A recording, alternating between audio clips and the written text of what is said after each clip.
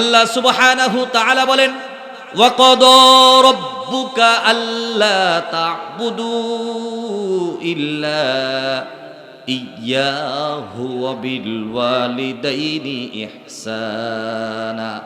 এক নাম্বার রব্বুল আলামিন বলেন, পৃথিবীর মানুষেরা শোনো, পৃথিবীর কাফেররা শোনো, পৃথিবীর নাস্তিকরা শোনো, পৃথিবীর বেঈমানরা শোনো, যদি ইবাদত করতে হয় একমাত্র ইবাদত করতে হয় আল্লাহর ইবাদত ছাড়া বিকল্প কোনো পথ নাই ঘোষণা করে দিলাম আমি আল্লাহ। চিৎকার করে বলুন সুবহানাল্লাহ। ওয়া বিল ওয়ালিদাইনি ইহসানা, আমি আল্লাহর ইবাদত করার পরে তোমার উপরে রব্বুল আলামিন সবথেকে বড় যেই বিষয়, ওয়া বিল ওয়ালিদাইনি ইহসানা, তুমি সন্তান হিসেবে পিতামাতার উপরে সদ্ব্যবহার করবা। আমি রব্বুল আলামিন, তুমি সন্তান মুনাফিক হতে পারো, কাফের হতে পারো, বেঈমান হতে পারো, হিন্দু হতে পারো, বৌদ্ধ হতে পারো, খ্রিস্টানও হতে পারো, আমি পৃথিবীর সমস্ত গোলামের জন্য পিতামাতার খেদমত করাকে ফরজ করে দিলাম। আমার ভাইরা, আমি আপনাদেরকে আগেই বলেছি, একজন মানুষ যেরকম সমুদ্রের পানি খেয়ে শেষ করতে পারে না, পিতামাতার খেদমতের ওয়াজ করেও আমি আপনাদেরকে বুঝাইতে পারবো না। আমার সাথে সাথে আওয়াজ দিয়ে জবান খুলে কথা আজকে শুনতে হবে, মন ভরে আমার সাথে কথা বলতে হবে। একটু বুঝে থাকলে বলুন, একটা নামাজ কাফেরের উপরে ফরজ নাকি শুধু মুসলমানের উপরে ফরজ? রোজা এটা কি কোনো কাফেরের উপরে ফরজ নাকি শুধু মুসলমানের উপরে ফরজ?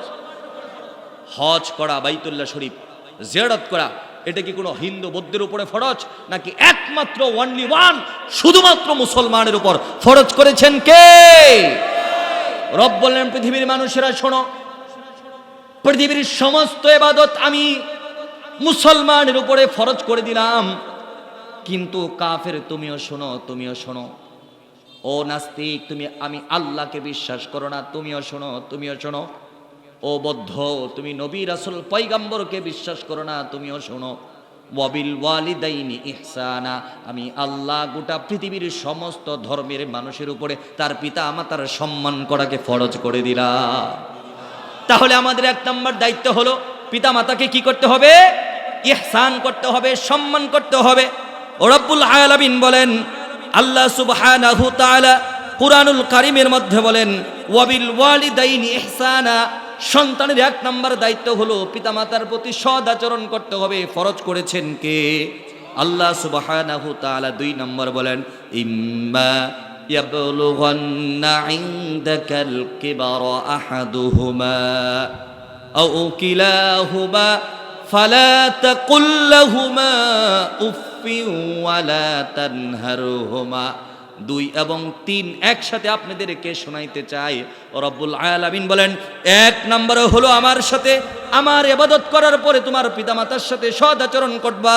2 নম্বরে হলো পিতামাতা যদি বার্ধক্যে উপনীত হয়, ঘরের মধ্যে প্রস্রাব করে সকাল থেকে সন্ধ্যা পর্যন্ত, সন্ধ্যা থেকে সকাল পর্যন্ত তোর স্ত্রীকে বকাঝকা করে, তোর সন্তানকে বকাঝকা করে, তোর পিতামাতা যদি তোকে মার দূর করে, আল্লাহ রব্বুল আলামিন বলেন, ফালা তাকুল লাহুমা উফফিউ, শব্দও করতে পারবি না, হুকুম জারি করে দিলাম আমি আল্লাহ। পিতামাতার উপরে সন্তানের 6 হক। 1 নম্বর হক হলো পিতামাতার সাথে সৎ আচরণ করতে হবে। 2 নম্বর হলো পিতামাতা যদি আপনার উপরে চোখ দিয়ে দেখা যায় যে জুলুম হচ্ছে, তারপরেও উফ শব্দ উচ্চারণ করা যাবে। ফালা তাকুল লাহুমা উফফি ওয়ালা তানহারহুমা। রব বলেন, উফ তো করতে পারবাই না, চোখ রাঙাইতে পারবা না, ধমক দিতে পারবা না। ওয়ালা তানহারহুমা ওয়ালা তানহারহুমা ওয়ালা তানহারহুমা, পিতামাতাকে ধমকের সুরে কথাও বলতে পারবা না। বিধান জারি করেছেন কে? পিতামাতার সাথে ধমক দিয়ে কথা বলা যাবে না, ধমক দিয়ে কথা বলা যাবে না। তুমি রাষ্ট্রপতি হতে পারো, প্রধানমন্ত্রী হতে পারো, ইমাম খতিব মুয়াজ্জিন বক্তা হতে পারো, সমাজের সমাজপতি হতে পারো, বাজারের ব্যবসায়ী সমিতির সভাপতি হতে পারো। তোমার কথায় 5 কোটি লোক মুহূর্তের মধ্যেই যুদ্ধ ঘোষণা করে দিতে পারে, কিন্তু রিকশাওয়ালা পিতার সাথে ওয়ালা তানহারহুমা ধমক দিয়ে কথা বলার অধিকার দেয় নাই। তিনি কে? তিন নম্বরে হলো ওয়ালা তানহারহুমা, পিতামাতা যদি বৃদ্ধ হয়ে যায়, তোমার সাথে যদি রাগ করে ধমক দিয়ে কথা বলে, তোমার সন্তানকে যদি গালিগালাজ করে, তোমার বউকে যদি ঘর থেকে বের করে দেয়, ওয়ালা তানহারহুমা, ধমক দিবি না। আল্লাহ সুবহানাহু তাআলা বলেন ওয়াকুল লাহুমা কাওলান কারীমা, ধমক তো দিবি না ওয়াকুল লাহুমা কাওলান কারীমা, রাগ করে কথাও বলবি না, ওয়াকুল লাহুমা কাওলান কারীমা, যখনই কথা বলবি পৃথিবীর সবটা সম্মান একসাথে মিশায়া পিতা মাতার সামনে মাথা নত করে কথা বলবি। চিৎকার করে বলুন সুবহানাল্লাহ। কাওলান কারীমা, প্রত্যেকটা কথা বলতে হবে সম্মানের সাথে, বাপ মায়ের সাথে প্রত্যেকটা কথা বলতে হবে মর্যাদার সাথে। ও সম্মান আর মর্যাদা কেমন, পৃথিবীতে তুমি জন্মগ্রহণ করার পরে মৃত্যুর আগ পর্যন্ত সমস্ত মানুষকে যতটা সম্মান করেছো, শিক্ষককে সম্মান করেছো, ইমামকে সম্মান করেছো, প্রধানমন্ত্রীকে সম্মান করেছো, তোমার নেতাকে সম্মান করেছো, তোমার চাচাকে তোমার দাদাকে সম্মান করেছো, গোটা পৃথিবীর সমস্ত মানুষকে যেই পরিমাণে সম্মান করেছো, পিতা মাতার সাথে যদি 1 মিনিটের মধ্যে এতটা সম্মান করো, এরপরেও এই সম্মানের হক আদায় করা সম্ভব হবে? মুহতারাম হাজিরিন, ওয়াকুল লাহুমা কাওলান কারীমা, সন্তানের 4 নাম্বার দায়িত্ব হলো পিতামাতার সাথে যখনই কথা বলবে সম্মানের সাথে কথা বলবে।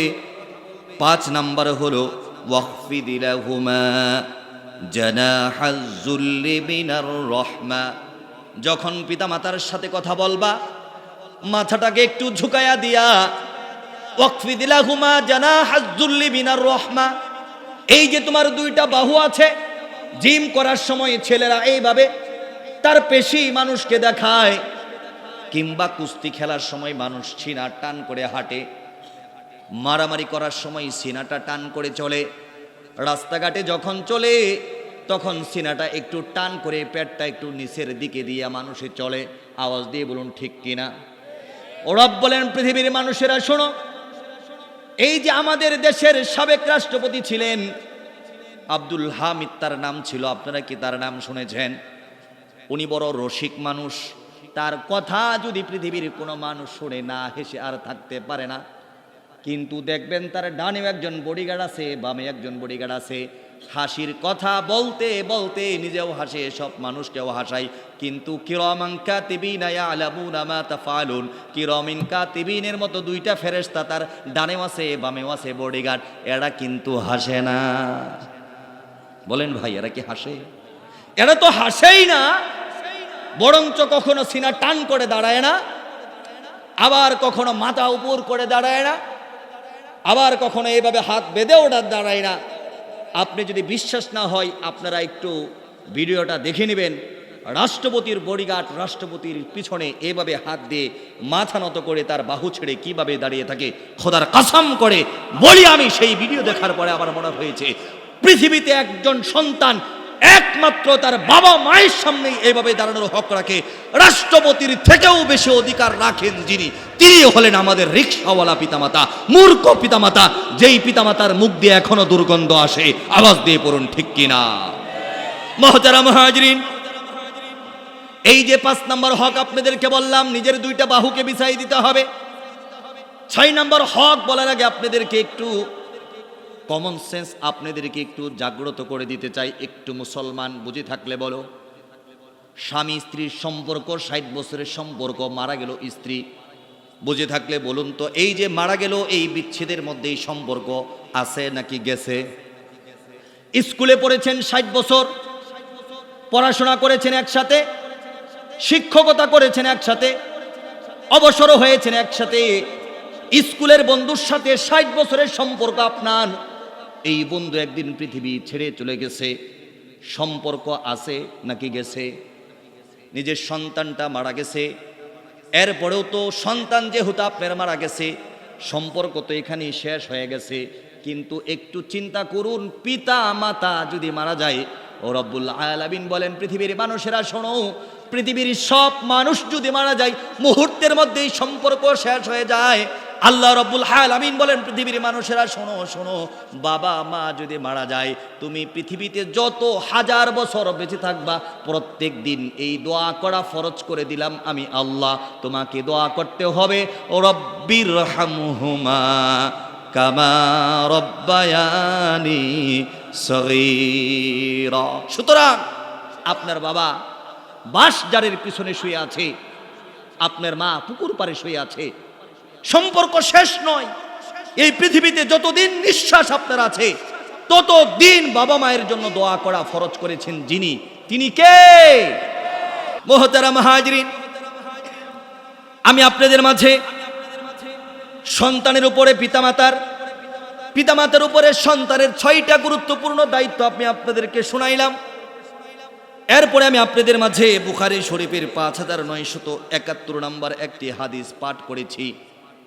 আন আবি হুরাইরা রাদিয়াল্লাহু তাআলা আনহু قال, হযরতে আবু হুরাইরা রাদিয়াল্লাহু তাআলা আনহু বলেন, জাআ রাজুলুন ইলা রাসূলিল্লাহি সাল্লাল্লাহু আলাইহি ওয়াসাল্লাম, আল্লাহ রাসূলের কাছে একজন সাহাবী আসলেন, একজন ব্যক্তি আসলেন, যেই কোনো ধরনের একজন মানুষ হতে পারে। ফাকালা ইয়া রাসূলুল্লাহ, আসার পরে বললেন, ও গো আল্লাহর নবী, মান আহাক্কু বিহুসনি সাহাবাতি, ও গো আল্লাহর নবী, আমি আপনার থেকে জানতে চাই, এই পৃথিবীতে আমার উপরে কার হক সব থেকে বেশি? জিজ্ঞেস করছেন একজন মানুষ। হযরতে আবু হুরায়রা বর্ণনা করেন, জিজ্ঞেস করেছেন আল্লাহর নবীর কাছে। কার কাছে? আওয়াজ করে পড়তে হবে, কার কাছে? আল্লাহর নবী বললেন, ক্বালা উম্মুকা, সব থেকে বেশি হক রাখে তোমার উপরে যিনি, তিনি হলেন তোমার মা। লোকটা আবার জিজ্ঞেস করেন, ক্বালা সুম্মা মান, তারপরে হক কে বেশি রাখে? আল্লাহর নবী বললেন, ক্বালা উম্মুকা, এরপরেও তোমার মা তোমার উপরে হক, এর থেকেও সব থেকে বেশি রাখে, গোটা পৃথিবীর সব থেকে বেশি। লোকটার মন খারাপ হয়ে গেল। 2বার জিজ্ঞেস করলাম, 2বারই শুধু মায়ের নাম বললো। বাপ কি আমাদের জন্য কষ্ট করে না? আওয়াজ করে বলুন, কষ্ট করে না? এরপরে লোকটা মনটা খারাপ করে আবার জিজ্ঞেস করলো, ইয়া রাসূলুল্লাহ, ক্বালা সুম্মা মান, তারপরে কে বেশি হক রাখে? রাহমাতুল লিল আলামিন, আল্লাহর নবী বলেন, ক্বালা উম্মুকা, তোমার মাই তোমার উপরে হক রাখে 3বার। লোকটা মাথাটা নত করে মনটা খারাপ করে বলেন, ক্বালা সুম্মা মান, তারপরে কে বেশি হক রাখে? আল্লাহর নবী বলেন, ক্বালা আবুকা। চিৎকার করে বলুন সুবহানাল্লাহ। মুহতারাম হাজরিন, এখন জানার বিষয় হলো, আল্লাহর নবী রাহমাতুল লিল আলামিন 3বার মায়ের মর্যাদা কেন বর্ণনা করলেন? একটু বুঝে থাকলে বলুন। আল্লাহর নবী যেহেতু বলেছেন, গোটা পৃথিবীর সমস্ত মানুষের থেকে, এমনকি নিজের বাবার থেকে মায়ের হক 3 গুণ বেশি। বলেন না ভাই, কয় গুণ বেশি? আওয়াজ করে পড়তে হবে, কয় গুণ বেশি? আমি যদি আপনাকে বুঝাই দেন মায়ের হক তো 3 গুণ বেশি বাবার থেকে, আপনার তো বিশ্বাস নাও হতে পারে। বিজ্ঞান থেকে যদি বলি তাও তো বিশ্বাস না হতে পারে। কিন্তু আল্লাহ রাব্বুল আলামিনের কোরআন থেকে যদি বলি, তাহলে তো অবিশ্বাসের কোনো কথাই নাই।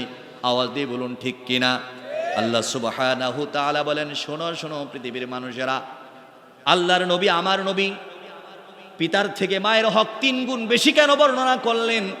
আমি আল্লাহ এর তাফসীর করতে চাই, আমি আল্লাহ এর জবাব দিতে চাই। কারণ মানুষে জবাব দিলে তোমার বুঝে আসতেও পারে, নাও আসতে পারে, তুমি মানতেও পারো, তুমি নাও মানতে পারো। আমি আল্লাহ কুরআনুল কারীমের মধ্যে আয়াত নাজিল করে মায়ের সম্মান বাবার থেকে 3 গুণ বেশি কেন তা বর্ণনা করে দিলাম। চিৎকার করে বলুন সুবহানাল্লাহ। আল্লাহ সুবহানাহু তাআলা সূরা আহকাফের 15 নম্বর আয়াতে বলেন, ওয়াসাইনাল ইনসানা বিওয়ালিদাইহি ইহসানা হামালাতহু উম্মুহু কুরহাও ووضعته كرها وحمله وفصاله 30 شهرا। পৃথিবীর মানুষেরা শোনো শোনো, আমার নবী বলেছেন মায়ের গুণ 3 বার বেশি। আমি আল্লাহর কুরআনুল কারীমের সূরা আহকাফের 15 নম্বর আয়াতের দিকে তাকাও। আমি আল্লাহ রাব্বুল আলামিন 3টা কারণ বর্ণনা করে দিছি। চিৎকার করে বলুন সুবহানাল্লাহ। 1 নম্বর কারণ হলো, ওয়াসাইনাল ইনসানা বিওয়ালিদাইহি ইহসানা হামালাতহু উম্মুহু কুরহা। আমি আল্লাহর ইবাদত তোমাকে এই কারণেই সব থেকে বেশি করতে হবে। এরপরে পিতা মাতার সাথে সৎ আচরণ করতে হবে। কেন করতে হবে শোনো, হামালাতহু উম্মুহু কুরহা, মা তোমাকে কষ্ট করে 10 মাস 10 দিন পেটে ধারণ করে। বুঝে থাকতে বলুন, হামালাতহু উম্মুহু কুরহা, কষ্ট করে তিনি তোমাকে পেটে ধারণ করেছে। এই পৃথিবীতে বাবারা আমাদেরকে অনেক কষ্ট করেছে আমাদের জন্য। আমি তো এমন বাবা উঠানের মধ্যে উঠে দেখেছি, মানুষের জুতার দিকে তাকিয়ে থাকে মুচি বাবা। বলেন তো ভাই, আমার বাবা মুচি নয়, আপনার বাবাও তো মুচি নয়, কিন্তু আমাদের সমাজের অনেক বাবা কি আছে না, মুচি জুতা কালি করে। আওয়াজ দিয়ে বলুন ঠিক কিনা? ট্রেনের মধ্যে উঠবেন, দেখবেন শুধু আপনার জুতার দিকে তাকিয়ে থাকে। একটু কি চিন্তা করেছেন? আপনার জুতার দিকে তাকিয়ে থাকে আর বলে স্যার কালি করবেননি, স্যার কালি করবেননি। তার মানে প্রমাণ হয়ে যায় এই বাবা তার সন্তানের জন্য মানুষের জুতা মুছতেও দ্বিধা বোধ করেন না। আল্লাহ সুবহানাহু তাআলা বলেন, বাবা তার সন্তানকে মুচিগিরি করে ইনকাম করে খাওয়াইতে পারে, রিক্সা চালিয়ে খাওয়াইতে পারে, মানুষের পায়ের নিচে নিজের মাথা দিয়া, মানুষের পায়ের নিচে নিজের পিঠ দিয়া টাকা ইনকাম করতে পারে। সদরঘাটের মধ্যে কুলি হইয়া ছোট্ট একটা কাঠের উপর দিয়া 90 কেজি 100 কেজি মাথায় নিয়ে উঠতে পারে। 150 কেজি মোটর সাইকেল পুরুষ তার মাথার মধ্যে নিয়ে রেলের উপরে উঠতে পারে। আল্লাহর কসম করে বলুন তো, আল্লাহ সুবহানাহু তাআলা বলেন মায়ের গুণ এক গুণ কেন বেশি শোনো, হামালাতহু উম্মুহু কুরহা, বাবা মুচিগিরি করে সন্তানকে খাওয়াইতে পারে, সন্তানের জন্য মোটর সাইকেল মাথায় নিয়ে কুলিগিরি করতে পারে, কিন্তু বাবা সন্তানকে পেটে ধারণ করতে পারে না। এই 10 মাস কষ্ট করেন কে? আওয়াজ করে বলুন, 10 মাস কষ্ট করেন কে? আল্লাহ সুবহানাহু তাআলা বলেন, যেহেতু এই 10 মাসের নির্যাতন 10 মাসের কষ্ট একমাত্র মা করে, এই জন্যই আমি আল্লাহ সুবহানাহু তাআলা বাবার থেকে মায়ের মর্যাদায় 1 গুণ বাড়াইয়া দিলাম। আমার নবী এই জন্যই প্রথমে বললেন ক্বালা উম্মুকা, ও পৃথিবীর মানুষ শোনো। আমার নবী 2 বারের সময় কেন বললেন ক্বালা উম্মুকা? কারণ হলো আমি রব্বুল আলামিন কুরআনুল কারীমের মধ্যে বলেছি ওয়াদাআতহু কুরহা, এই যে বাবা পৃথিবীতে সন্তানের জন্য কত কষ্ট করে, কত কষ্ট করে। ওয়াদাআতহু কুরহা, কিন্তু সন্তানের মায়ের যখন প্রসব ব্যথা শুরু হয়ে যায়, বাবা প্রবাসে সন্তানের জন্য মরা গাদা টেনে টেনে হেসরায়া হেসরায়া পরিষ্কার করতে পারে, ডাস্টবিন থেকে ময়লা তুলে খাইতে পারে, কিন্তু রব্বুল আলামিন বলেন ওয়াদাআতহু কুরহা, কোন পিতা তার সন্তানকে প্রসব ব্যথার যন্ত্রণা সহ্য করতে পারে না।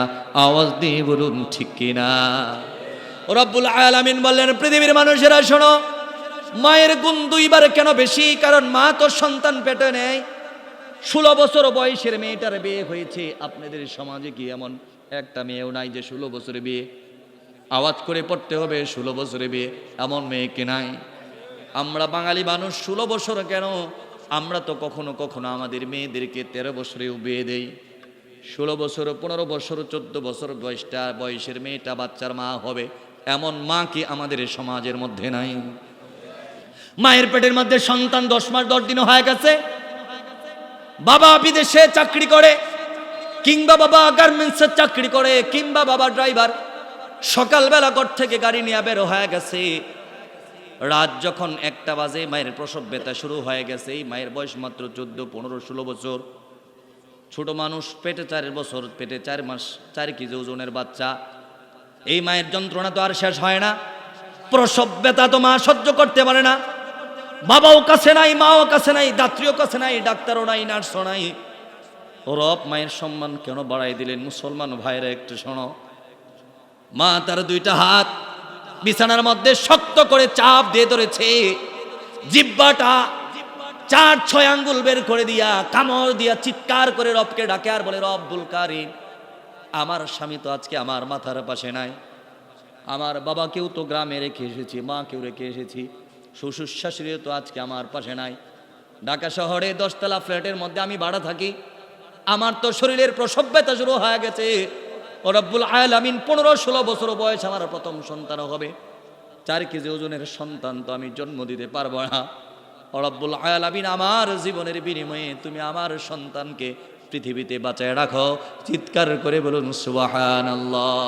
বলেন মায়ের 1 নাম্বার গুণ হলো মা সন্তানকে 10 মাস পেটে ধারণ করে। মায়ের 2 নাম্বার গুণ হলো এই সন্তান যখন পৃথিবীতে বের হয়, গোটা পৃথিবীর সমস্ত বিজ্ঞান পরীক্ষা করেছে, একজন মানুষের 60টা হাড় যদি একসাথে ভাঙে যতটা ব্যথা অনুভব হয়, মায়ের প্রসব ব্যথার সময় তার থেকে বেশি ব্যথা অনুভব হয়। আওয়াজ দিয়ে বলুন সুবহানাল্লাহ। আল্লাহ সুবহানাহু তাআলা বলেন পৃথিবীর মানুষেরা শোনো, মায়ের 3 নাম্বার মর্যাদার কারণ হলো ওয়া হামলুহু ওয়া ফিসালুহু সালাসুনা শাহরা।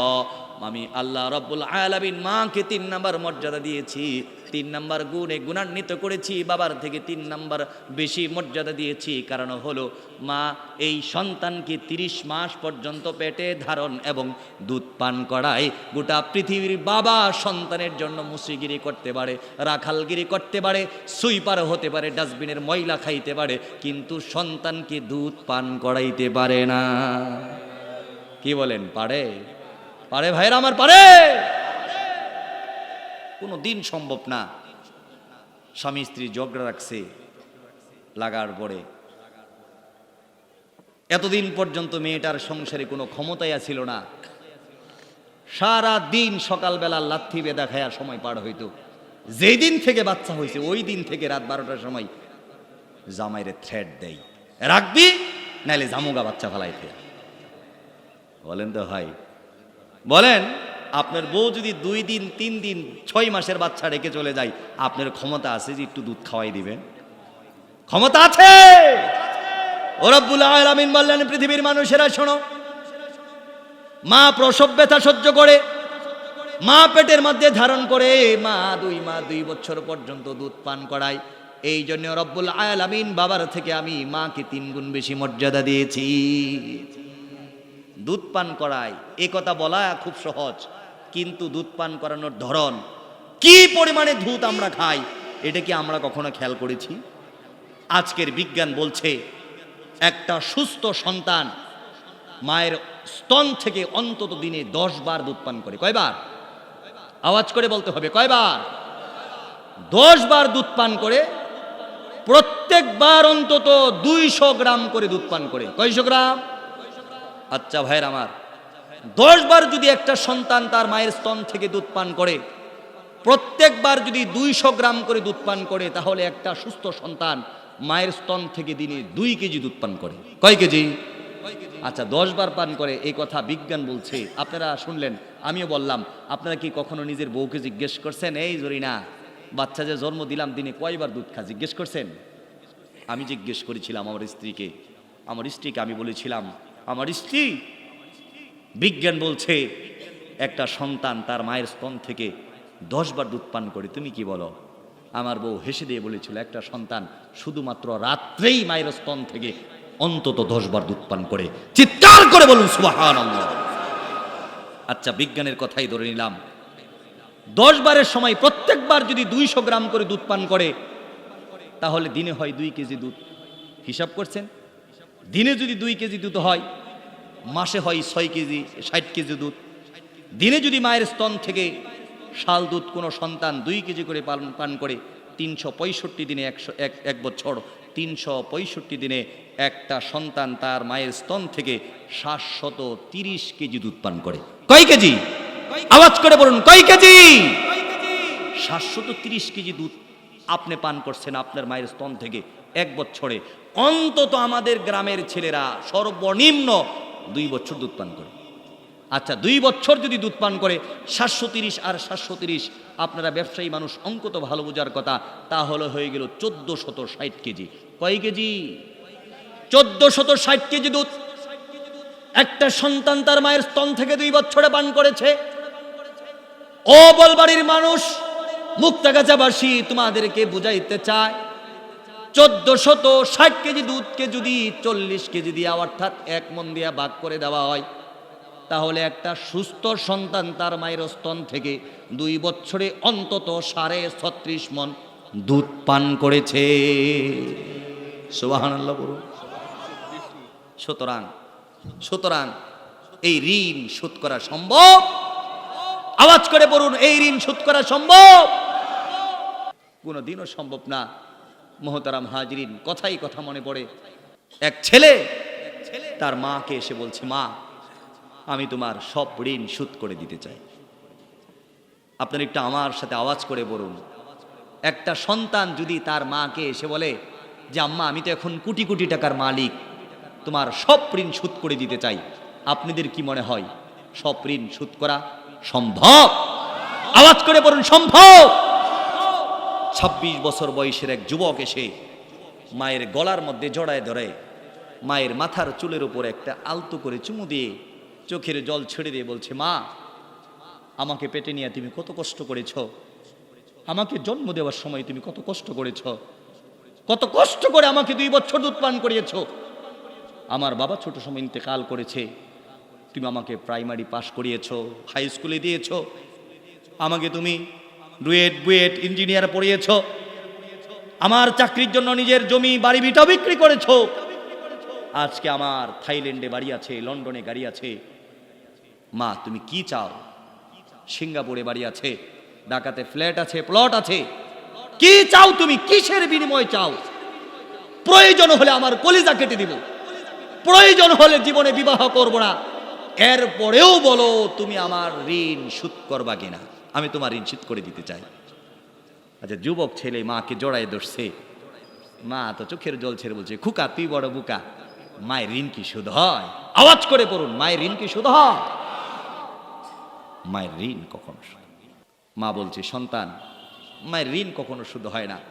ছেলে তো এমন ধরা ধরছে, এখন মাথা ছাড়া পায়ে ধরছে, বলতেছে, আম্মা আপনি শুধু বলেন কি চান, কি খাবেন, কি পরবেন, আর কি চান, আমার কলিজা চান দিয়ে দিব।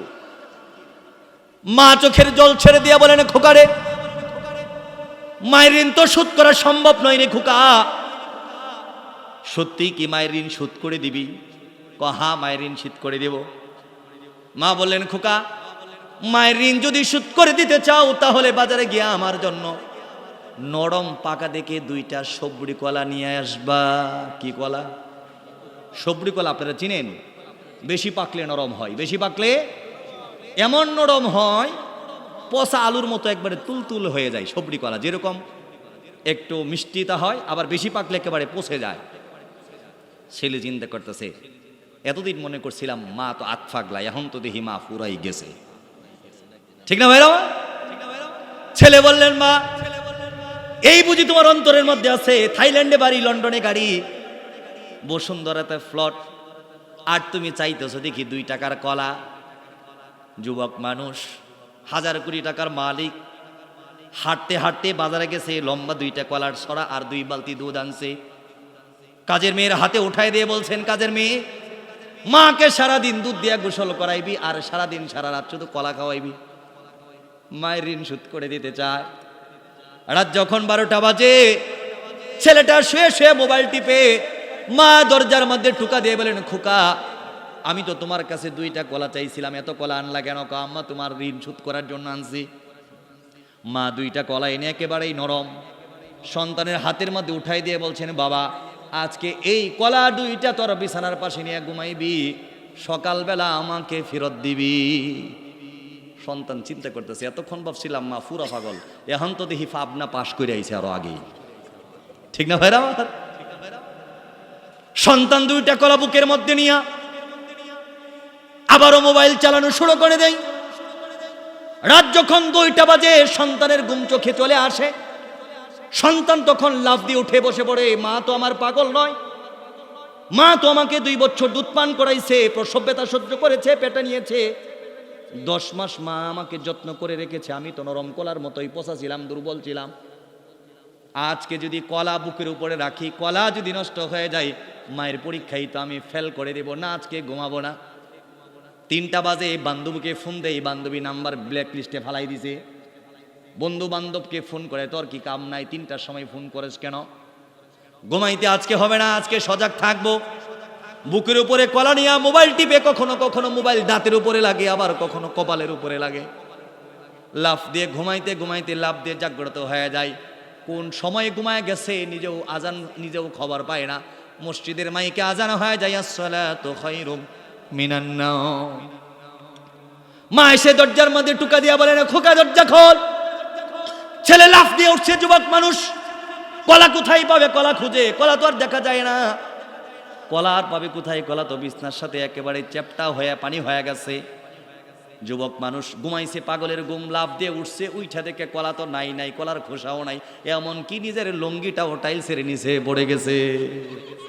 লুঙ্গিও গেছে, কলা তো গেছে, খোসাও গেছে, লুঙ্গিও গেছে। খোকা লাফ দিয়ে উঠে লুঙ্গি নিয়ে কোমরের মধ্যে গিয়ে দেয়। দরজা খুলে মায়ের পায়ের পাশে বসে দুইটা হাত দিয়ে মায়ের পা জড়িয়ে ধরে বলেন, মা, থাইল্যান্ডে বাড়ি থাকতে পারে, লন্ডনে গাড়ি থাকতে পারে, ঢাকাতে ফ্ল্যাট থাকতে পারে, মা 24টা ঘন্টা তোমাকে দুধের সমুদ্রে গোসল করাইতে পারি। রব্বুল আলামিন তোমার যে খেদমত আমার উপরে ফরজ করেছে, মা, আমার বুঝার বাকি নাই, সেই খেদমত আমি আদায় করতে পারি না। মুহতারাম হাজরিন, শুধু এইটুকু নয়, আমার সমস্ত ভাষা দিয়ে আমি আপনাকে মায়ের মর্যাদা বুঝাইতে পারবো না। আল্লাহর রাসূলের কাছে একজন সাহাবী আসলেন। আসার পরে বলছেন, ইয়া রাসূলুল্লাহ, ইয়া হাবিবাল্লাহ, আমি তো আমার মায়ের ঋণ শোধ করে দিছি। কি বলছে? আমি আমার মায়ের ঋণ শোধ করে দিছি। আরে ভাই, কথা বুঝেন তো? সাহাবী বলছে, আপনার মতো আমার মতো সাধারণ মানুষ নয়, আল্লাহর নবীর সাহাবী এসে বলছে, ওগো নবী, আমি আমার মায়ের ঋণ শোধ করে দিছি। রাসূল বলেন, সাংঘাতিক ব্যাপার, আমি আমার দুধ মায়ের ঋণ পর্যন্ত শোধ করতে পারলাম না, আর তুমি তোমার জন্মদাত্রী মায়ের ঋণ শোধ করে দিছো, কেমনে সম্ভব? সাহাবী চোখের জল ছেড়ে দিয়ে বলেন, ইয়া রাসূলুল্লাহ, আমার মা বড় বৃদ্ধা, 80 বছর বয়স, তার ওজনেও তার 80 কেজি। 10টা বছর যাবৎ ঘরের মধ্যে প্রস্রাব করে, ঘরের মধ্যে পায়খানা করে। ও গো আল্লাহর নবী, আমার মা একদিন আমাকে কানে কানে বলেন, খোকারে, 80 বছর বয়স, আমার ঘরের মধ্যে প্রস্রাব করি, পায়খানা করি, আমার বড় শখ, আমার বড় আশা, আমি রব্বুল আলামিনের কাবা শরীফটা তওয়াফ করতাম, হজ করতে চাই। এখন তো বিমান আছে, রেলগাড়ি আছে, তখন তো বিমান নাই, রেলগাড়িও নাই। ও গো আল্লাহর নবী, আমার মাকে সাথে সাথেই একটা ঝুড়ির মধ্যে ভরে, ট্রের মধ্যে ভরে 80 কেজি ওজনের মাকে মাথার মধ্যে নেই। 1-2 কিলোমিটার নয়, প্রায় 150 কিলোমিটার দূরে আমার ঘর থেকে কাবা। আমি কাবা শরীফের মধ্যে মাকে মাথার মধ্যে নিয়ে গেলাম, আমার পা ফুলে ফুলে রক্ত বের হয়ে যায়। মরুভূমির মধ্যে আমার তো জুতাও নাই, আমি গরিব মানুষ।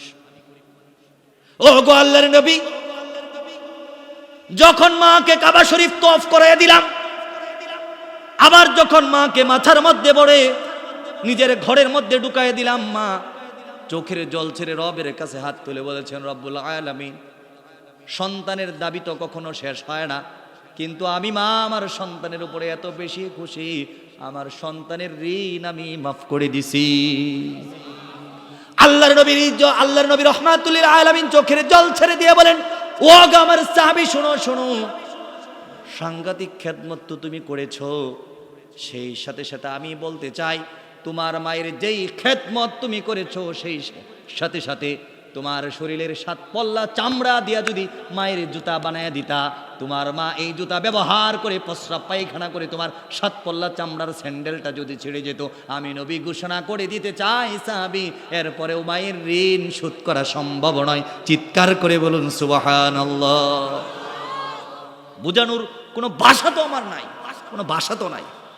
মুহতারাম হাজরিন, এটা তো সাহাবীর মায়ের কথা, এর আগেও বললাম আমাদের মায়ের কথা, কিন্তু একজন ইহুদি মায়ের কি সম্মান। বুখারীর হাদিস খুলে দেখো, হযরতে আবু হুরায়রা রাদিয়াল্লাহু তাআলা আনহু আল্লাহর নবীর দরবারে এসে উপস্থিত হয়ে গেল। আল্লাহর নবীর দরবারে এসে নিজের জামাটা খুলে দিল, মাথাটা নত করে পিঠটা দেখাইলেন। আল্লাহর নবী পিঠের মধ্যে হাত বুলায় দেখেন আবু হুরায়রার পিঠ ক্ষত বিক্ষত, চাবুকের আঘাতে কেটে কেটে টুকরা টুকরা হয়ে রক্ত টপ টপ করে পড়ে। আল্লাহর নবী রাগ হয়ে গেলেন, আবু হুরাইরা তুমি সহজ মানুষ, সরল মানুষ, এইভাবে তোমাকে কে মারছে আমাকে বলো। আবু হুরাইরা চোখের জল ছেড়ে দিয়ে বলেন, ইয়া রাসূলুল্লাহ, এইভাবে আমাকে পৃথিবীর কোনো শত্রু মারে নাই। যেই মা আমাকে 10 মাস 10 দিন পেটে ধারণ করেছে, সেই মা আমাকে মেরেছে, কেন আমি আপনার দরবারে আসি এটা তার সহ্য হয় না। রহমাতুল লিল আলামিন নবী চোখের জল ছেড়ে দিয়ে বলেন, আবু হুরায়রা রে, আমি তো নবী হতে পারি, তোর মায়ের বিচার করার ক্ষমতা রাখি না। চিৎকার করে বলুন সুবহানাল্লাহ। আবু হুরায়রা বলেন, ইয়া রাসূলুল্লাহ, ইয়া হাবিবাল্লাহ, আমি এই কথা বলছি না আপনি আমার মায়ের বিচার করুন। ও গো আল্লাহর নবী, আমি এই কথা বলছি, আপনি উমরের ইসলামের জন্য দোয়া করেছেন, উমর ইসলাম ধর্ম গ্রহণ করেছে, আপনি কি আমার মায়ের জন্য একটু হাত উঠাইতে পারেন? ও গো আল্লাহর নবী, আমি চাই আপনি আমার মায়ের জন্য দোয়া করুন। নবী মুস্কি হাসি দিয়া বলেন, আবু হুরায়রা, তোর মায়ের বিচার করার ক্ষমতা আমার নাই, কিন্তু দোয়া করার ক্ষমতা আছে। দুইটা হাত উঠাইছে নবী রহমাতুল লিল আলামিন। আবু হুরায়রা রাদিয়াল্লাহু তাআলা আনহু পাগলা ঘোড়ার মতো দৌড় দিছে। পিছন থেকে আবু বকর রাদিয়াল্লাহু তাআলা আনহু জামা টান দিয়ে ধরে। আবু হুরায়রা থামে না। উমর বলেন, আবু হুরায়রা সুজা মানুষ, তুমি এত জোরে দৌড়াও কেন? আলীও পিছনে দৌড়াই, উসমানও পিছনে দৌড়াই। আবু হুরায়রা বলেন, শোনো শোনো, আমার ইহুদি মায়ের জন্য আল্লাহর নবী হাত উঠাইছে, আমি দেখতে চাই নবীর হাত আল্লাহর আরশে আগে পৌঁছে নাকি আমি দৌড়াই আমার মায়ের কাছে আগে পৌঁছি। আপনারা ইতিহাস জানেন, আবু হুরায়রা দরজার মধ্যে টুকা দেওয়ার সাথে সাথেই মা ভিতর থেকে আওয়াজ দিচ্ছে, বাবা আবু হুরায়রা এসেছো, আমাকে গোসল করা নিয়ে চলো মুহাম্মদের দরবারে। চিৎকার করে বলুন সুবহানাল্লাহ। মায়ের হক রব্বুল আলামিন 3 বার বলেছেন, এমনিই তো বলেন নাই। আমি আপনাদেরকে আমার সমস্ত অযোগ্যতাগুলো একসাথে করে দিল, কিঞ্চিত পরিমাণে মায়ের হক বুঝাই শেষ করতে পারবো না। আরো একটা সহিহ হাদিস আপনাদেরকে শোনাইতে চাই। আল্লাহর নবীর কাছে একজন সাহাবী আসছে, আসার পরে বলছে, আরাদতু আন আখযা ইয়া রাসূলুল্লাহি সাল্লাল্লাহু আলাইহি ওয়াসাল্লাম, ও গো আল্লাহর নবী, আমি জিহাদের ময়দানে যেতে চাই। আস্তাশিরুকা, আপনার কাছে পরামর্শের জন্য এসেছি, আমি জিহাদে যেতে চাই, জিহাদে গিয়া শাহাদাত বরণ করে জান্নাতটা কিনে নিতে চাই। রাসূল জানতেন তার বৃদ্ধা মা আছে ঘরে। রাসূল বললেন, তোমার ঘরে কি তোমার মা নাই? ইয়া রাসূলুল্লাহ, নাম, আমার মা আছে আমার ঘরে।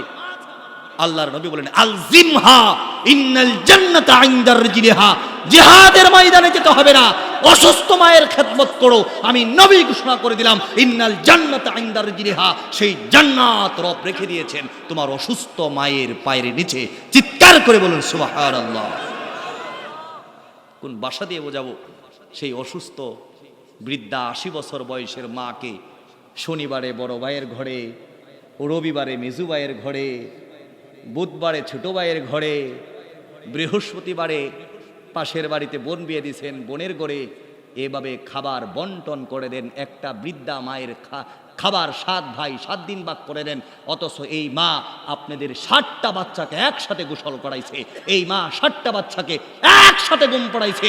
মা যখন ঘুমিয়ে গেছে 7 ভাই 7 সময় সারা রাত মাকে ডাকেছেন। কেউ ডেকেছে প্রস্রাব করার জন্য, কেউ ডেকেছে পায়খানায় যাওয়ার জন্য, কেউ তো টিভি দেখে আইসা পুকুর পাড় থেকে ডাকছে, আম্মা ভয় লাগে আম্মা হারিকেন নিয়ে বের হয়ে যাও। খোদার কসম করে বলুন, আবার কেউ ডেকেছে মায়ের দুধ পান করার জন্য। মা সারা রাত্রের মধ্যে একবারও কখনো রাগ করে নাই, আর ডাকবি না, ঘরের মধ্যে প্রস্রাব করবি। খোদার কসম করে বলুন, পৃথিবীর কোনো ইহুদি, নাসরা, হিন্দু, বৌদ্ধ, খ্রিস্টান মা আছে সন্তানকে ধমক দিয়ে বলছে যে আর ডাকবি না? আওয়াজ করে বলতে হবে, এমন কোন মা পৃথিবীতে আছে? কিন্তু এমন জামাই বউয়ের অভাব নাই। বুঝলেন না কথা? একটু সহজে বুঝাইয়া বললেই বুঝবেন। ধরেন রাত বাজে 12টা, হঠাৎ করে আপনার কয়েল নিভে গেছে, আপনি বউরে ডাকতেছেন, হ্যাঁ হট হট হট, ও কি হয়েছে? কয়েল যে নিভছে এটা একটু ধরাই দিবি না? কয়েল নিভছে এই জন্য রাত 12টার সময় আমার ঘুম থেকে সারাদিনে কি করে আইছো, কয়েলটা একটু ধরাইতে পারো না? বলে না ভাই, বউ কি জামাইরে এই ঝাড়ি দেয় না? আওয়াজ করে বলুন, এই ঝাড়ি দেয় না? রাত্রে গেছেন, মশারি টানাইতে হবে, মশারি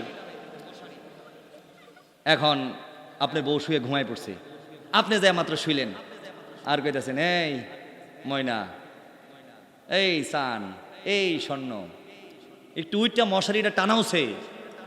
আর বউ কইতেছে তোমার কোনো আক্কল জ্ঞান আছে? সারা রাত বাচ্চা জ্বালাইছে, রাত 12টার সময় কোন দিকে টাস খেললে আইছো, এখন মশারির একটা কোনা খোলা, এটাও টানাইতে পারো না।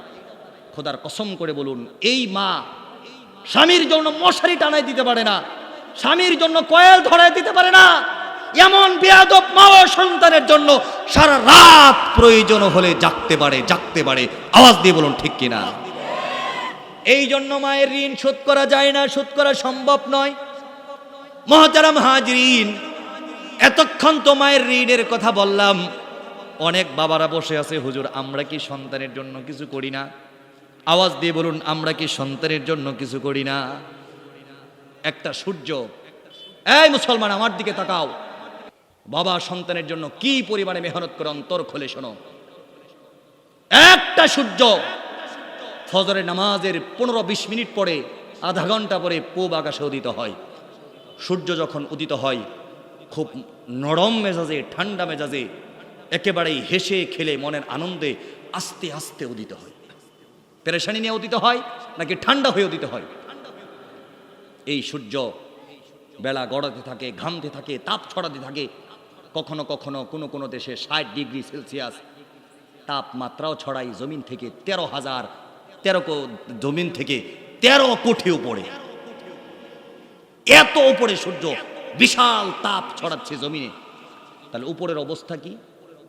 আবার সন্ধ্যাবেলা ক্লান্ত হয়ে সূর্য আস্তে আস্তে আস্তে আস্তে ঢলে পড়ে পশ্চিম আকাশে।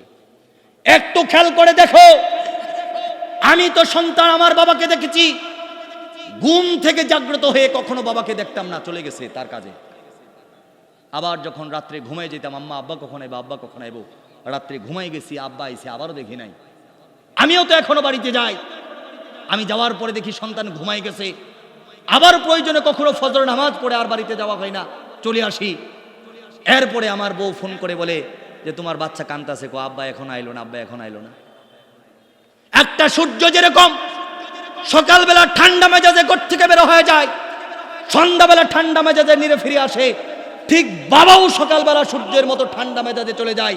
সারাদিন রোদের তাপে পড়তে পড়তে পড়তে, রিক্সা চালিয়ে রিক্সা সামনে রেখে নামাজ পড়ে 2টা সিঙ্গারা খাবে, 4টা সিঙ্গারা খিদা পেটের মধ্যে হজম করে সন্তানের জন্য 30 টাকার মজা কিনে ঘরে ফিরে তিনি হলেন বাবা। আওয়াজ দিয়ে বলুন ঠিক কিনা? সুতরাং বাবা মোটর সাইকেল কিনে দেয় না এই অভিযোগ আমাদের সবার আছে, কিন্তু বাবা কেন কিনে দেয় না? টাকা থাকার পরে, কোটি কোটি টাকা বাবার আছে। এই যুবক, তোমার বাবা আছে না কোটি টাকার মালিক, কিন্তু মোটর সাইকেল কিনে দেয় না? এমন নাডা, এমন কৃপণ বাবা কি নাই? আওয়াজ করে বলুন নাই? আরে ভাই, আমিও তো এক বাবার সন্তান, আমিও আমার বাবার কাছে ছাত্র জীবনে মোটর সাইকেল চেয়েছি। ও মোটর সাইকেল দিয়ে কি করতি? মূর্তি। ছেলেটা মোটর সাইকেল চায়, রাত যখন গভীর হয়ে যায়, মাটা তার বাবাকে বোঝাই, ছেলের বাবাকে বোঝায়, কিরে আব্দুল্লাহর বাবা, আব্দুল্লাহ 2 মাস ধরে ঠিক মতো বাড়িতে আসে না, খাওয়া দাওয়া করে না, মোটর সাইকেলের লাগিয়া। ওর মুখের বন্ধুর মোটর সাইকেল আছে, তার ছেলের মোটর সাইকেল আছে, তার মোটর সাইকেল আছে। আমার সন্তান যে একটা মোটর সাইকেল কিনে দিলে কি হয়? তোমার তো সন্তানের অভাব না, তোমার তো একমাত্র সন্তান, সম্পদের অভাব না। স্বামী রাত যখন 3টা বাজে স্ত্রীকে বুকের মধ্যে জড়ায় ধরে কপালের মধ্যে চুমু দিয়া বলেন, আমার স্ত্রী শোনো শোনো, আমারও তো কোটি কোটি টাকা আছে, সন্তানকে একটা মোটর সাইকেল কিনে দিতে ইচ্ছে করে, কিন্তু একবার খেয়াল করেছো, বিয়ে করেছি আমরা, 15 বছর পরে ছেলে হয়েছে, ছেলেটাকে যদি মোটর সাইকেল কিনে দেই, কোন ট্রাকের নিচে পড়ে যায়, আমরা নিঃসন্তান হয়ে যাব। ছেলে কান্নাকাটি করে ঘরে ফিরবে, কিন্তু মোটর সাইকেল কিনে দিলে ছেলে নাও পাইতে পারে। এই জন্যই আমি মোটর সাইকেল কিনে দেই না। এক ছেলে কক্সবাজার ঘুরতে যাবে, বাবার কাছে 10,000 টাকা চেয়েছে। কয় হাজার টাকা বলেন না ভাই? কয় হাজার টাকা? বাবার কাছে 10,000 টাকা চেয়েছে। বলছে আব্বা, আগামী 5 তারিখে আমরা কক্সবাজার যাবো, 10,000 টাকা দেন। বাপ কইছে এই যা, টাকা নাই, দিবই না। আমরাও জীবনে কত জাড়ি খাইছি, পৃথিবীতে নরম জায়গায় একটা, এটা হইছে মা। বলে না ভাই? জীবনেও শুনি নাই বাপের কাছে টাকা আছে, কিন্তু মার কাছে না থাকলেও আছে। কি বলেন? মায়ের কাছে না থাকলেও একটা ডিম বিক্রি করছে মা 5 টাকা। সন্তান পৃথিবীর কোনো জায়গায় টাকা পাইছে না, কোনো জায়গায় টাকা নাই, কেউ দেয় না, বাফেও দেয় না। মা 5 টাকা দিয়ে হ্যাঁ 5টা টাকা ছিল, একটা ডিম বেচছিলাম। আওয়াজ দিয়ে বলুন ঠিক কিনা? ছেলে তার বাবাকে বলছে, বাবা কক্সবাজারে ঘুরতে যাব, আমার 10,000 টাকা লাগবে, আগামী 5 তারিখে আমাকে যেতে দিতে হবে। ছেলেকে এমন ঝাড়ি দিছে, ছেলে রাগ করে বাড়িতে ফিরে না। আবার ছেলের মা রাত্রে 3টার সময় ওয়াজ করে। বউয়ের ওয়াজ সব সময় রাত্রে 3টার সময়। কয়টার সময়? কয়টার সময়? আরে আওয়াজ করে বলুন কয়টার সময়? গয়না একটা আসিল কানের দুল, ওটা ভাঙছে, ওইটা ঠিক করতে হবে রাইতে 3টার সময়। কয়টার সময়? আওয়াজ করে বলুন কয়টার সময়? বিয়ার সময় ওয়াদা দিছিলেন যে একটা চেন দিব, 17 বছর ধরে বিয়ে করছেন, এখনো চেন দেয় নাই, এখনো রাত 3টার সময় ঘুম ভাঙলে ক আব্দুল্লার বাপ তোমার আর কত কইতাম, 17টা বছর হয়ে গেছে, আমার চেনটা দিয়া দাও। কারণ যাকে এই সময় মেজাজটা একটু ভালো থাকে, ঠিক না ভাইরা? মুহতারাম হাজরিন, ছেলের মা ছেলের বাবাকে বোঝাচ্ছে আব্দুল্লাহ কক্সবাজারে ঘুরতে যাবে, মাত্র 10,000 টাকা না চাইছে, দিয়ে দাও, টাকার তো অভাব নাই। বাবা বললেন তুমি যেহেতু এত করে বলছো, যাও দেখি টাকা দিয়ে দিব। ছেলেকে বললেন, ছেলে আজকে তো 2 তারিখ, তুমি আজকে আমি 3 দিনের নেশাবে যাচ্ছি, তুমি একটু দোকানে বসো। 3 তারিখ 4 তারিখ 2 তারিখ 3 তারিখ 4 তারিখ 3 দিন দোকানদারি করো, 5 তারিখে কক্সবাজার যাও, টাকা দিব। ছেলের মনটা তো বড় খুশি। ছেলে দোকানের মধ্যে গিয়া বসছে, কাস্টমার একটাও আসে না। কি বলেন দোকানদার? এমন হয় না? সকাল 11টা 12টা বেজে গেছে, 3-4 ঘন্টা দোকান খুলছে, এখনো কাস্টমার নাই। একজন কাস্টমার আসছে, শাড়ি দেখবো, যে বাবা শাড়ি দেখাও। 10টা 20টা শাড়ি দেখাইছে, সেম কালারের মধ্যে, সেম কোয়ালিটির মধ্যে, অন্য ডিজাইন আছে নাকি? মাথা গরম হয়ে গেছে, বলার কয় কি সেম কালার সেম ডিজাইন, অন্য কালার আছে নাকি? রাগ উঠে গেছে, এই শাড়ি বেচবো না। দোকানদারের ছেলেটা বলেন, চাচা যান বলে গেছে, কাস্টমার দোকানের রহমত, তাদের সাথে ঝগড়া করতে হয় না, আপা আপনি বসেন, আমি আবারও সারা আপনারে দেখাই। সারাদিন পরে 4,000 টাকা বিক্রি করে, সময় তো কম, সংক্ষিপ্তে বলি, পরের দিন আবার দোকানে বসে বেচা কেনা নাই। সন্ধ্যার সময় একটা ছেলে একটা মেয়ে আসছে, আসার পরে বলেন এটা নিব, ওটা নিব, ওটা নিব, ওটা নিব, কিচ্ছু নেয় না। এরপরে বলে আপনার দোকান খ্যাত, কিচ্ছু ভালো জিনিস নাই, বাড়ি প্লাজা চলে যাব। ছেলে ভার্সিটি পরে রাগ হয়ে গেছে, ঘুষি মারবে দশা। কর্মচারী আইসা বলেন, ভাই যান, কাস্টমার দোকানের রহমত, কাস্টমারের সাথে বেয়াদবি করতে হয় না। 3 দিন হয়ে গেছে, 3য় দিনের মধ্যে একজনে 500 টাকার ভাঙতি নাই, একজনে 100 টাকার নোটের ভাঙতি নাই। 3 দিন পরে যখন বাবা বাড়িতে ফিরে আসছে, 10,000 টাকার একটা ভান্ডিল, 1,000 টাকা নোট আছে, 500 টাকা নোট আছে। জুতা বিক্রি করছে, কোন টাকার ওই টাকাও আছে, কোন টাকা ভাঙতি দিছে ওই টাকাও আছে। শাড়ি বিক্রি করার সময় একটা 200 টাকা নোট ছিল বাজ করা, ও টাকাও দিছে, একটা কস্টিপ করা টাকা ও টাকাও দিছে। ছেলে 10,000 টাকা বান্ডিল হাতের মধ্যে পায়া, ছেলে টাকা বাবার হাতে তুলে দিছে। বাবা আল্লাহর কসম করে বলি, বাবা এত কষ্টের টাকা দিয়া আমি কক্সবাজার গিয়া পানি দেখা উড়াইয়া দিতে পারবো না। বাবা বলছে এত বেশি বুঝোস কেন, যাই ঘুরাইয়া। বাবা টেবিলে খানা খাইতে গেছে, ছেলেও পিছনে পিছনে গেছে। মা বলছেন কি হয়েছে খোকা, তুই যাস না কেন? কমা 3 দিন দোকানদারি করে বুঝেছি আমার বাবা এই পৃথিবীর সব থেকে বেশি কষ্ট করে, এত পরিশ্রমের টাকা 3 দিনে 3,000 টাকা লাভ হয় নাই। আমি আজকে থেকে বিশ্ববিদ্যালয়ে পড়ার পাশাপাশি বাবার দোকানে একটু সময় দিতে চাই। বাবা চোখের জল ছেড়ে দিয়ে বলেন, তরকারি আজকে জাল হয়ে গেছে, খাওয়া যায় না। খোদার কসম করে বলি, বাবার চোখের পানি এমন হয় কখনো কখনো সন্তানকে বুঝতে দেয় না। রাখবেন, আপনার বাবাকে যখন আপনি দাফন করে আসছেন, সর্বশেষ এমন ব্যক্তিকে আপনি দাফন করেছেন, একমাত্র ব্যক্তি যিনি ছিলেন, তিনি আপনাকে তার থেকে উঁচু আসনে দেখতে চেয়েছেন। আপনার কোনো শিক্ষক চাই না, আপনি শিক্ষকের থেকে বেশি পদ মর্যাদার অধিকারী হন। যেই নেতার পিছনে সকাল থেকে সন্ধ্যা পর্যন্ত খাটুনি করেন, সেই নেতাও চাই না আপনি নমিনেশন পান। খোদার কসম করে বলুন, আপনার ভাইও চাই না আপনি তার থেকে বেশি ইনকাম করুন, আপনার বাতিজাও চাই না তার ছেলের থেকে আপনার ছেলে বেশি মেধাবী হোক। কিন্তু একমাত্র বাবা চেয়েছে, আমি যেহেতু মাওলানা হয়েছি, আমার ছেলেটা মুফতি হোক। আমি যেহেতু MBBS ডাক্তার হয়েছি, আমার ছেলেটা আরো বিদেশ থেকে পড়াশোনা করে আসুক। আওয়াজ দিয়ে বলুন ঠিক কিনা? মুহতারাম হাজরিন, সর্বশেষ আর 2 মিনিট একটা কথা বলে শেষ করে দিতে চাই। অনেক মা বোনরা এসেছে, আমাকে যে নির্ধারিত টাইম দেওয়া হয়েছে আমি টাইমের মধ্যেই কথা বলছি। আমার আলোচনা প্রায় শেষ দিকে চলে এসেছে। সর্বশেষ আমরা এতক্ষণ পিতামাতার খেদমতের আলোচনা শুনলাম, কিন্তু আমাদের সমাজের অনেক পিতামাতা আছে পুত্রবধূকে এমন নির্যাতন করে, ফেরাউন যে আসিয়াকে নির্যাতন করে, কখনো কখনো এমন ধরনের পশ্চিমা নির্যাতন করে বসে থাকে। আওয়াজ দিয়ে বলুন ঠিক কিনা? আমরা পত্রিকা খুললেই দেখেছি দেবর, ননদ, ভাসুর, শ্বশুর মিলে মেয়েটাকে 16 টুকরা করে মেয়েটাকে একেবারে বাথরুমের কমোটের মধ্যে ভরে দিছে, সেফটি ট্যাঙ্কের মধ্যে ফেলে দিছে, লাকেজ বিস্কেজের মধ্যে নিয়ে ড্রেনের মধ্যে ফেলে দিছে। এমন সংবাদ আপনারা শুনেন না? মুসলমান ভাইরা, আপনার বাড়িতে একজন মেহমান আসছে, আপনারা 10 জন সদস্য, 10টা সদস্য থাকলে আমরা গ্রামের মানুষ সাধারণত 10টা মাছই বাজি করা হয়। মেহমান আসছে একটা, বলেন মেহমান আসছে কয়টা? এখন এই একটা মেহমানকে একটা মাছ দিতে হয়েছে। আপনি একটা মাছ খেয়েছেন, আপনার বাবাও খেয়েছে, আপনার ছেলেও খেয়েছে, আপনার কাজের লোকটাও একটা মাছ খেয়েছে, একমাত্র একটা মাছ কম পড়েছে, সেটা হলো আপনার বউ বা আপনার পুত্রের বউ। আওয়াজ দিয়ে বলুন ঠিক কিনা? আজ জুলমু জুলমাতুন ইয়াউমাল কিয়ামা, নিজের স্ত্রী হোক, নিজের পুত্রবধূ হোক, এভাবে যদি তাদেরকেও নির্যাতন করা হয় প্রতিনিয়ত, এই জুলুম কিয়ামতের মধ্যে অন্ধকার ধারণ করবে। এই জুলুম আপনাকে জাহান্নামে নেওয়ার জন্য যথেষ্ট হবে। আওয়াজ দিয়ে বলুন নাউযু বিল্লাহ।